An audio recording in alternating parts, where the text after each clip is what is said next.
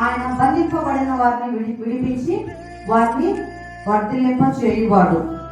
బంధింపబడటం అంటే పాపం నుండి బంధింపబడటం, కష్టం నుండి బంధింపబడటం, శ్రమ నుండి బంధింపబడటం, ఇరుకు నుంచి బంధింపబడటం. ప్రతి ఒక్క విషయంలో కూడా దేవుడు మనల్ని ఏం చేస్తాడంటే విడిపించి వర్ధిల్లింప చేస్తాడు.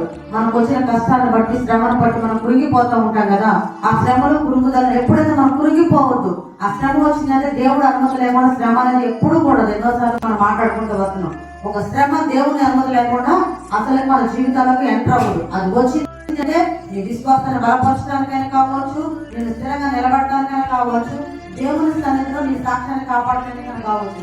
ఎప్పుడైతే మనం ఈ మూడు మనం గ్రహించుకోగలుగుతామో దేవుని సన్నిధిలో స్థిరంగా నిలబడగలుగుతాము, స్థిరంగా దేవుని సన్నిధిలో సాక్షిగా నిలబడగలుగుతాము, విశ్వాసంలో మనం స్ట్రాంగ్ అవుతాము. కానీ ఇలాంటి వచ్చినప్పుడు మనం ఎప్పుడైతే తొట్టిల్తామో, ఎప్పుడైతే తొలగిసాడిపోతా ఉంటామో అప్పుడు ఏమవుతుందంటే అపవాదికి చోటిచ్చినట్టే ఉంటుంది. కానీ గ్రహించాలి, ఇది శ్రమ దేని వల్ల వచ్చింది, ఈ శ్రమ దేనికి అనుమతిస్తున్నాడు, ఈ శ్రమ వెనక ఏమి నాకు ఆశీర్వాదం రాబోతుంది, దేవుడు ఏ మేలు దాచిపెట్టి ఉంచాడని ఎప్పుడైతే మనం గ్రహిస్తామో మన జీవితంలో గొప్ప వర్ధిల్లింపు అనేది, ఆశీర్వాదం అనేది మనం చూసుకుంటాం.